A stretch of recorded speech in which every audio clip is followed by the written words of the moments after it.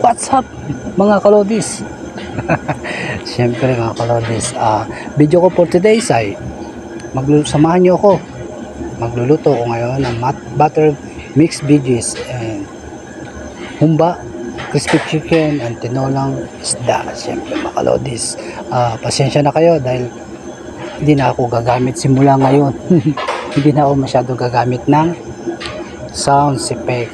Yes mga kalodis, sounds. Kaya tayo maging aware lang tayo dahil importante na makagawa tayo ng video kung kinakailangan lang na hindi na tayo gagamit ng sounds.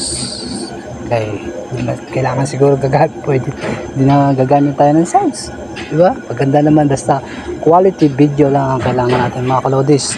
So iniiwasan din po ni Daddy Meta na makopyright kaya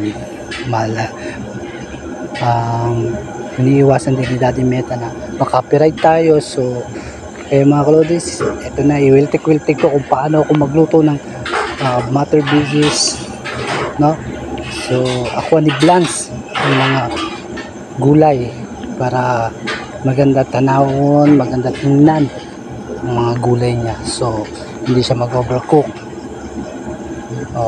Yes mga kalodis, so busy kami ngayon pero ngayong gabi ko lang siya na-upload mga kalodis. So mga kalodis,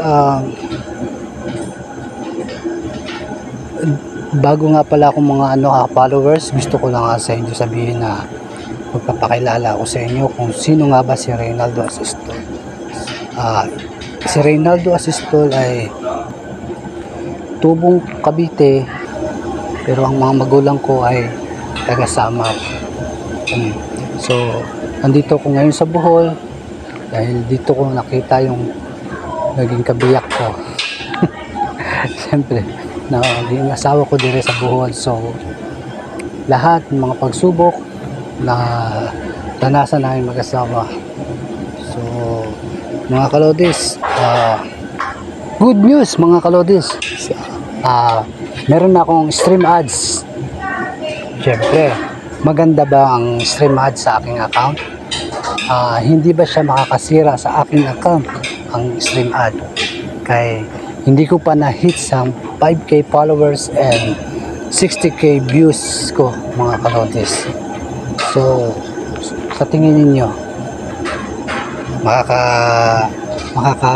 ano ba sa ako ang account ang stream ads na hindi ko pa nakumpleto tanan? Aba syempre para sa akin mga kalodis, maganda yan dahil kahit hindi pa ako nakakumpleto o hindi ko pa na-unlock ang aking 60k views, no mga kalodis, kahit hindi ko pa siya na-unlock dahil ang aking video ay quality. Siyempre, may mga violation, may sounds na ginamit para ma-copyright ko, siyempre, no? So binibigay lang yan ni Meta, ni Daddy Meta, na ang stream ads na nai-invite pero hindi pa ako makakasweldo.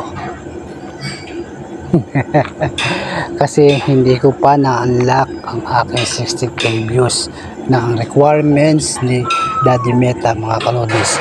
So mga kalodis, hanggang dito na aking video at paki-follow lang and then comment